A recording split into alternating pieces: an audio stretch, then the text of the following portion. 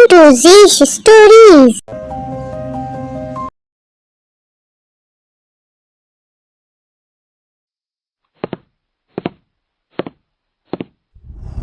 रिया, रिया, तुम्हारे साथ जो कुछ भी हुआ और जिसने भी किया उसका पता चल गया है। हम कल सुबह ही कार्तिक के पास चलेंगे। अभी तुम रेस्ट करो, हम सुबह मिलेंगे। Good night. पता है दोस्तों, सबसे ज़्यादा तकलीफ़देह क्या होता है? जब आप किसी से प्यार करते हो और वो आपका ना हो। इसी सिचुएशन में है अर्नव।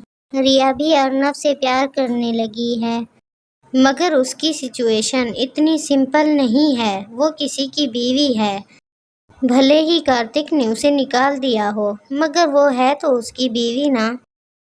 पानी पानी पहाड़ों की ढलानों से उतर जा, धुआं धुआं सी कुछ वादियां भी आएंगी, गुजर जा। सितम इश्क की इस आग में 3 दिल एक साथ जल रहे हैं।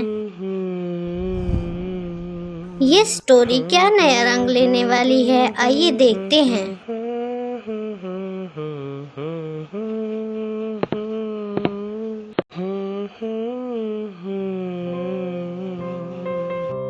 रिया, तुम तैयार हो तो हम चलें?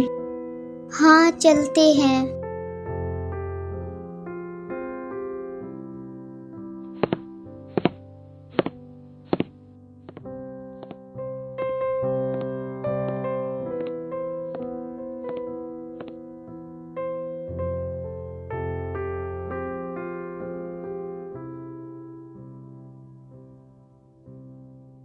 अर्नव और रिया दोनों ही खामोश थे। वो दोनों एक दूसरे से बात नहीं कर रहे थे। सफ़र जैसे जैसे गुजर रहा था, उन दोनों के दिल उतने ही ज़्यादा बेचैन हो रहे थे। सारा रास्ता ऐसे ही खामोशी और बेचैनी से गुजर जाता है। कार रुकती है और रिया अपने घर की तरफ मुड़ने लगती है। हर बढ़ते कदम के साथ उसकी बेचैनी बढ़ने लगी। वो पीछे मुड़कर अर्नव को देखती है और दौड़कर उसके पास आ जाती है और उसे गले लगा लेती है।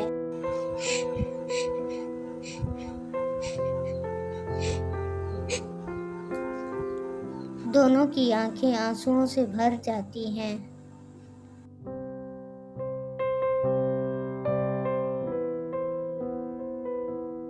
वो बस मेरा दिल कर रहा था, ये कहकर रिया वहां से चली जाती है। अर्नव उसे जाते हुए बस देखता ही रह जाता है। उम्र कैसे गुजर पाएगी,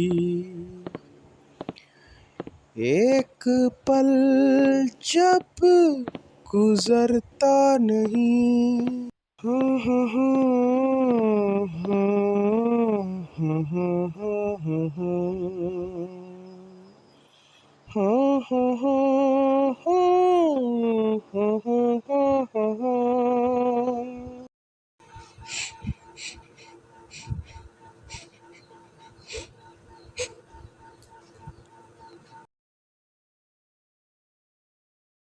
रिया, मैं कैसे जीऊंगा तुम्हारे बगैर?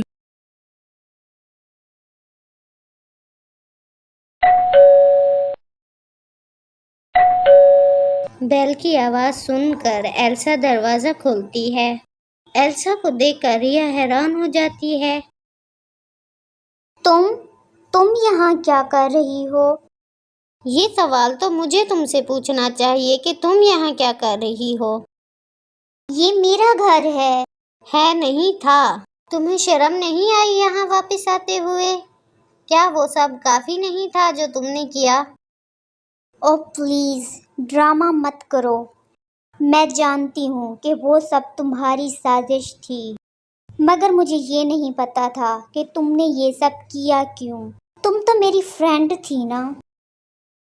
मत कहो मुझे अपना दोस्त, तुम तो दुश्मन से भी बुरी हो। तुम्हें पता था ना कि मैं कार्तिक से मोहब्बत करती थी, फिर भी तुमने कार्तिक से शादी की। ये बात सुनकर रिया को बहुत तकलीफ होती है। इतने में कार्तिक भी वहां आ जाता है। कार्तिक को देखकर रिया एकदम खामोश हो जाती है। कार्तिक रात वाले वाकये को याद करते हुए रिया पर बरस पड़ता है। तुम्हारी हिम्मत कैसे हुई यहाँ आने की? चली जाओ यहाँ से, मुझे तुम्हारी शक्ल भी नहीं देखनी। कार्तिक मेरी बात तो सुनो। कार्तिक, एक बार हमारी बात सुन लो, रिया बेकसूर है। अर्नव को देखते ही कार्तिक को कल की बात याद आ जाती है, तो वो गुस्से से रिया को धक्का देता है, मगर रिया के गिरने से पहले ही अर्नव उसे थाम लेता है। अर्नव को कार्तिक पर बहुत गुस्सा आ रहा था, मगर वो रिया की वजह से चुप रहता है। कार्तिक रिया की आंखों में आंखें डालकर कहता है, मैं दूसरों की यूज की हुई चीज को दोबारा नहीं अपनाता। रिया, तुम तब तक मेरी थी जब तक तुम सिर्फ मेरी थी, मगर अब तुम।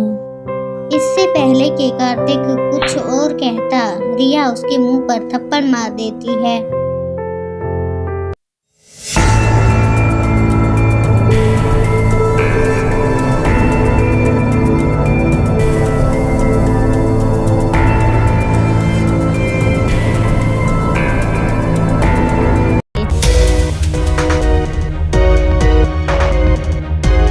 Like and subscribe.